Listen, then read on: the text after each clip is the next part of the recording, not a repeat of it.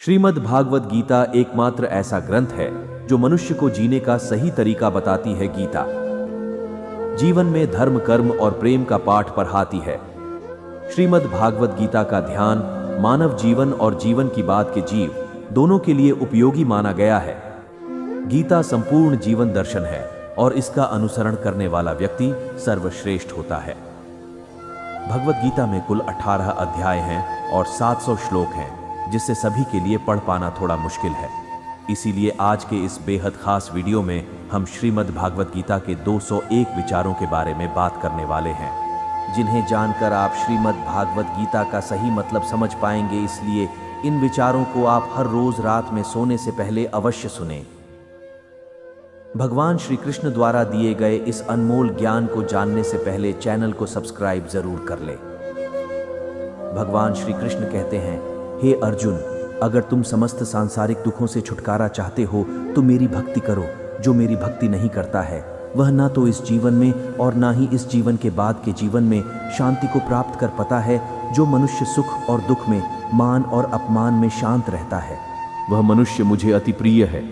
शस्त्र केवल शरीर को घायल कर देते हैं, किंतु शब्द आत्मा को भी घायल कर देते हैं। जो लोग यह समझते हैं कि मेरे पास तो वक्त ही नहीं है, तो असल में उनके खास रिश्तों की गिनती में आपका नाम ही नहीं है।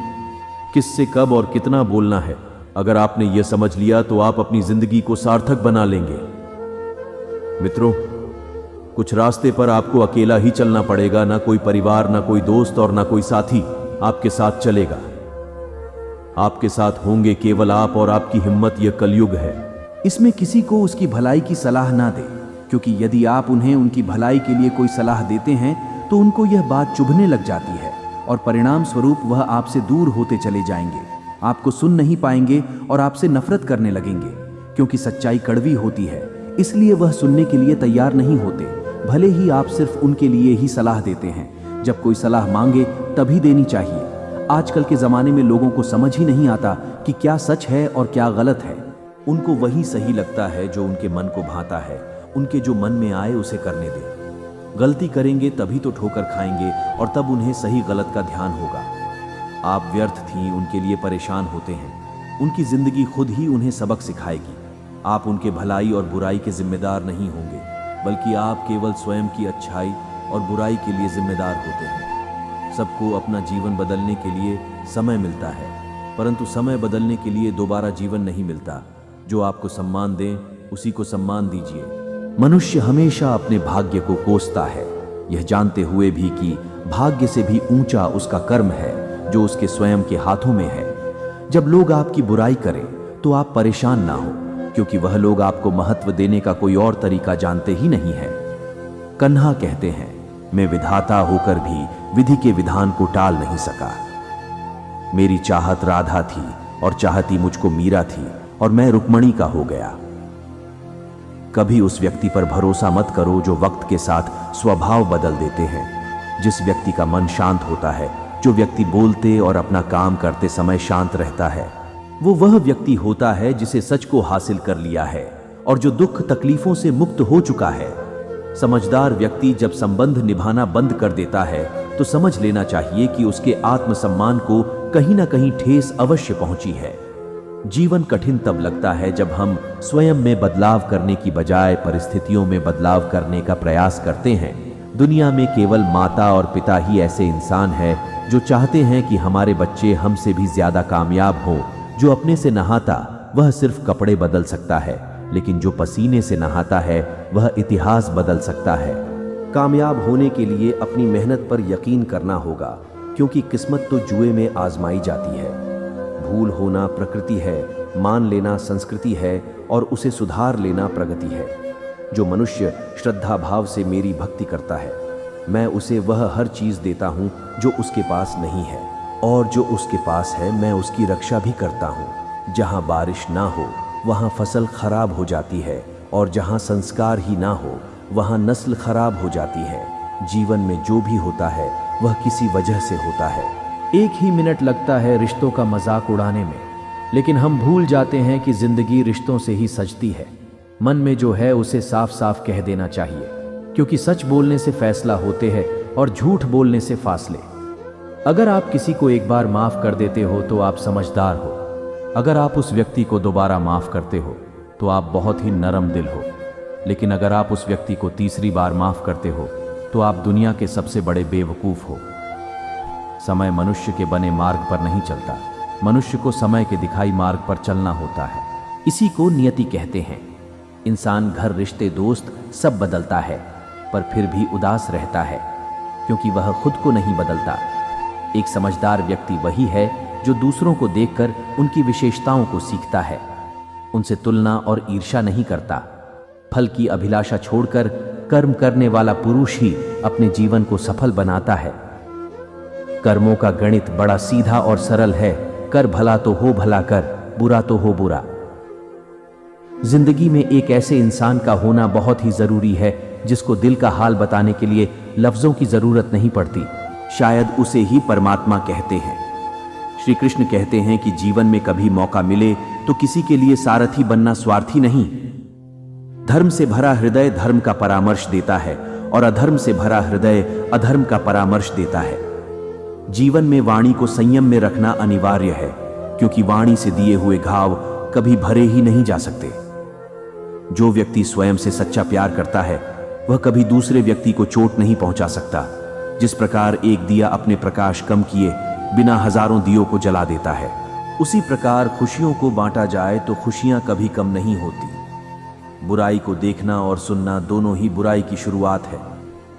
जिस जगह पर आपका सम्मान ना हो वहां पर कभी जाना नहीं चाहिए, वरना लोग आपको कमजोर और बेवकूफ समझेंगे। अपने जीवन में किसी को भी अपने जीवन जीने का कारण न बताएं, क्योंकि मैं तो तुम्हारे लिए ही जीता हूं। आपके जीवन जीने का कारण सिर्फ आप और आपकी खुशियों को होनी चाहिए। जब आप किसी और के लिए जीने लगते हैं तो आपकी खुशियां, दुख और सुख सभी चीज इस पर निर्भर हो जाती है। एक बात याद रखिएगा, जब कोई व्यक्ति खुद से ज्यादा दूसरों को महत्व देता है तो उसको अंत में दुख, दर्द, निराशा के अलावा और कुछ नहीं मिलता। यह दुनिया बहुत ही अजीब है। यहाँ लोग बहुत जल्द बदल जाते हैं। कब आपका सबसे प्यारा दोस्त कब आपका दुश्मन बन जाता है ये आपको पता भी नहीं चलेगा। ये समझ ही नहीं आता कि अगले पल तक उसका साथ रहेगा या नहीं। यहाँ लोगों की प्रतिज्ञाएं और वचनों पर कभी भरोसा नहीं किया सकता। जिन्हें आप जन्म जन्मों तक साथ देने वाला मानते हैं वह लोग कभी भी आपका साथ छोड़कर चले जाते हैं। आप ऐसा सोचते हो कि वह आपके हर सुख दुख में आपके साथ होगा, हर मुश्किल घड़ी में आपके साथ खड़ा हो जाएगा। लेकिन जब असल में बुरा समय आता है ना, तब आप अकेले ही रह जाते हो, कोई आपके साथ नहीं रहता। आपकी मुश्किलें, आपकी तकलीफों से आपको खुद ही लड़ना पड़ता है। इस दुनिया में लोग जो अपना अपना कहते हैं यह सिर्फ बातों तक ही सच होता है। जब समय आने पर उनकी असलियत आपको पता चलेगा तब आप जानेंगे कि यहाँ आपके सिवा और कोई है ही नहीं।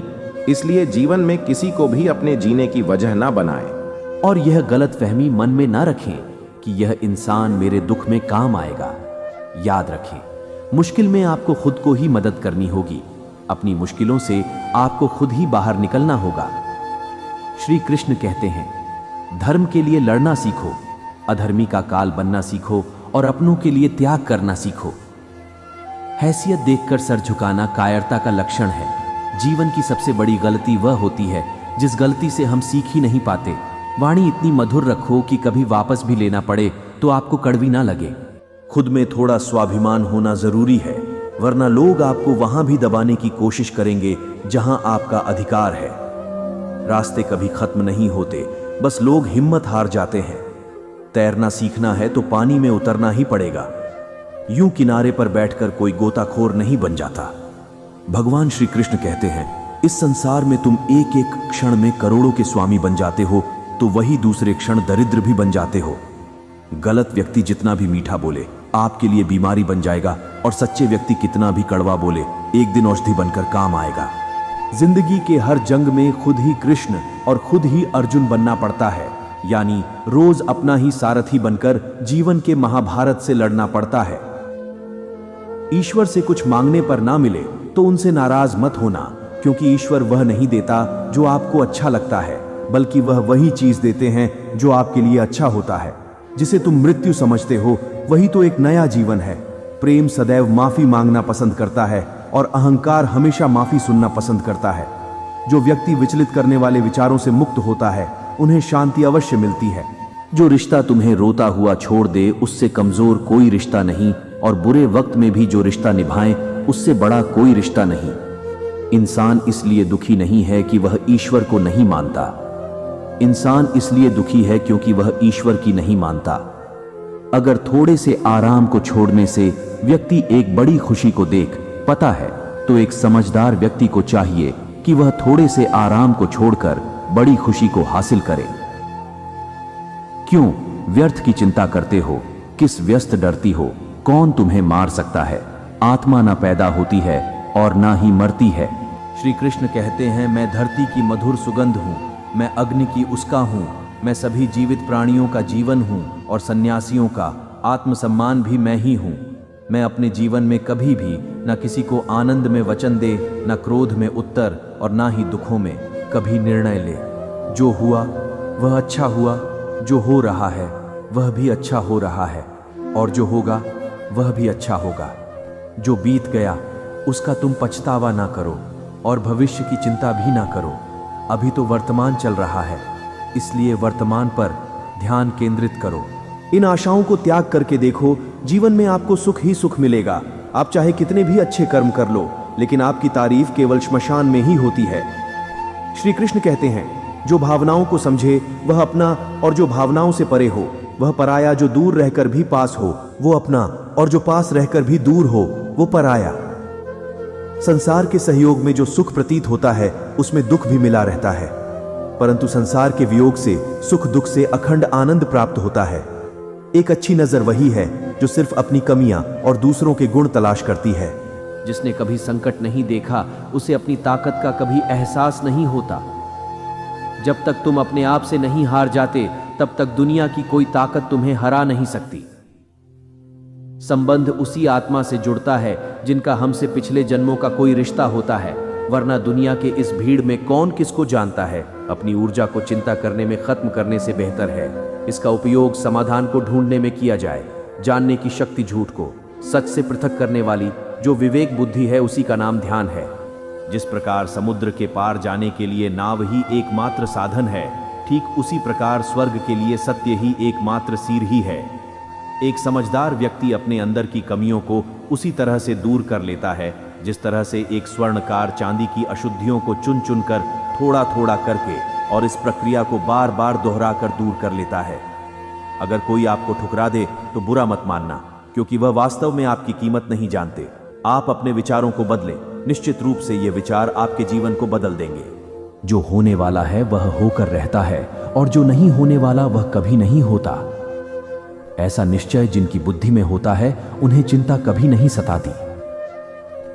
श्री कृष्ण कहते हैं, हमें आलसी स्वभाव को त्यागना चाहिए। जब हम किसी काम को बाद में करने के लिए छोड़ देते हैं, तो हम वह टाला हुआ काम कभी नहीं कर पाते। प्रत्येक व्यक्ति को यह बहुत अच्छे से ज्ञात होता है कि उसके लिए क्या सही है और क्या बुरा हो सकता है, लेकिन फिर भी वे अपने आलस्य के कारण उस कार्य को कभी नहीं करते, भले ही उसके लिए वह अच्छा परिणाम देता हो। जैसे हमारे लिए सबसे जरूरी हमारे स्वास्थ्य की देखभाल होती है, उसकी सभी की जानकारी भी होती है कि कैसे अपना स्वास्थ्य सही रखना है। फिर भी लोग हमेशा इस बात को हमेशा टालते रहते हैं। यहाँ कुछ लोग 4 दिन एक्सरसाइज करेंगे, योग करेंगे और मन ना लगने पर छोड़ देंगे, क्योंकि मन वैसा ही होता है, वह कुछ करना ही नहीं चाहता।